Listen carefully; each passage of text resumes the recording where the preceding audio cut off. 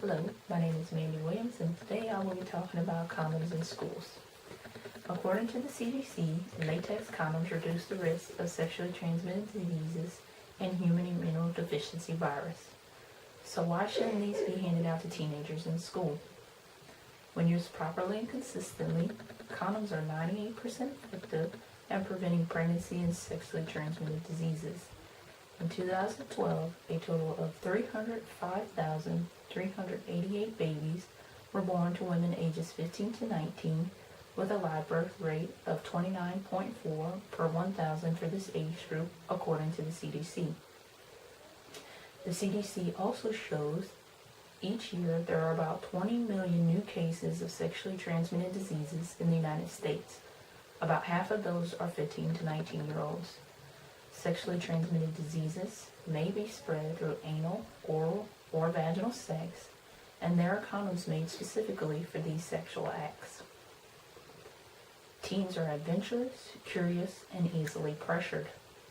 More teens are more likely to talk to their peers rather than their parents about sex.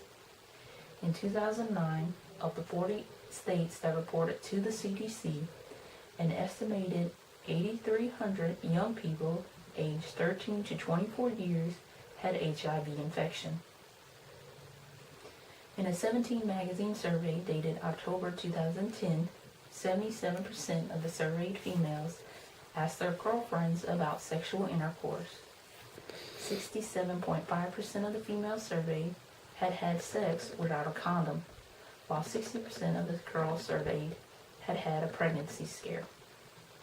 In 2013, the CDC conducted its own survey amongst U.S. high school students and found that 46.8% of those surveyed had had sexual intercourse, 6% had sexual intercourse before the age of 13, 34% had sex within the last 3 months of the survey, and of these, 40.9% had not used a condom.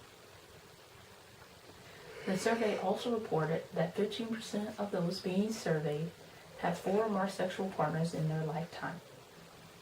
The CDC states that for every 100 couples who use a condom correctly, every time, there will be 2 unplanned births.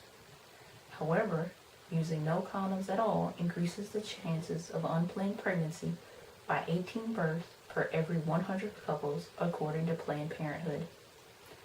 Opponents say that health professionals and parents should educate teenagers on the proper use of condoms, and they should also be the people handing them out. Most of these opponents feel that providing teens with condoms encourages them to be sexually active. For example, I graduated from Roman Catholic High School, and there was no way condoms were going to be handed out there. Catholics do not believe in any form of birth control, and that everyone should abstain from sex until marriage. Had I attended public school in Augusta, I would have received a course on sex education and probably handed out a condom. Religious institutions believe it is immoral to have sex before marriage. Therefore, they are one of the strongest opponents of condoms being handed out in schools. There are some risks with handing out condoms to teenagers. If they are not properly taught how to put a condom on, there is still a potential for unplanned pregnancy and sexually transmitted disease.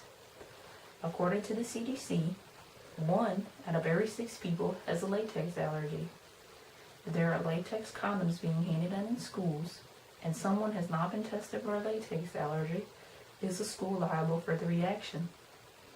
Also, teenagers are not taught how to store condoms or open them properly. There is a chance the latex can become damaged. How do we know that the school is handling the condoms properly? And where do these condoms come from? How do we know that the condoms are secured in a place where they cannot be tampered with? Do the condoms come from a reputable company that has been inspected by the FDA? I believe condoms should be handed out in school with proper knowledge and sex education. Though condoms are not 100% effective, they are still better than not using anything. Latex condoms are inexpensive, about 50 cents to $1 for each. They are reliable and easily accessible to hand out.